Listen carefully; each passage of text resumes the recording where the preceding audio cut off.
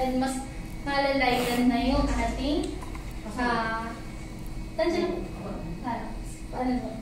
ayan, mas malalayan na yung ating traffic in the area. And the next po. So, for the Metro Manila Subway, ayan, hindi po madadaanan din po tayo ng Metro Manila Subway. Although medyo may distance nga lang din po. But, ayan, for Caloocan, madadaanan din po siya ng Metro Manila Subway po natin.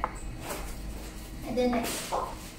And then aside from our mga infrastructures, ayan, pareho. Ayan.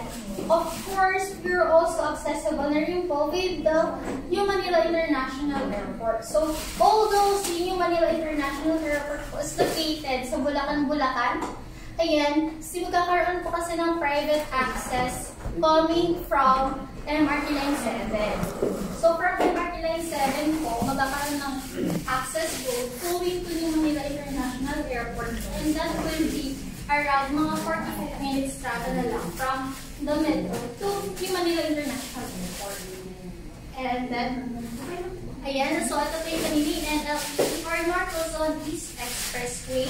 Ito po yung another expressway natin within the area. And then next po.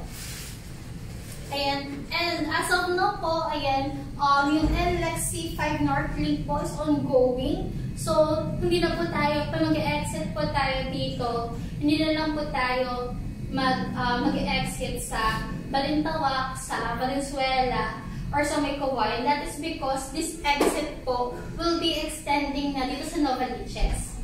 So, kumbaga, kung kanina long minutes pa coming from Valenzuela, ayan, mag-NLEX sa Valenzuela, ayan.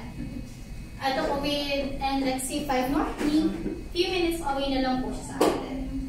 Ayan. Ito pa. Panes sa loob po. And then, ayan, we can have the seamless travel from North Luzon all the way through to Manila, to South Luzon with those infrastructures. Kumbaga, sa dami po ng mga nilalahatag ngayon, infrastructures, ayan. Although, medyo traffic lang in the area, but traffic po kasi is a good sign that there is a development. So, kumbaga, hindi naman magta-traffic sa isang area if wala namang ginagawa. So, that's the good sign for our location po na may mga ginagawa.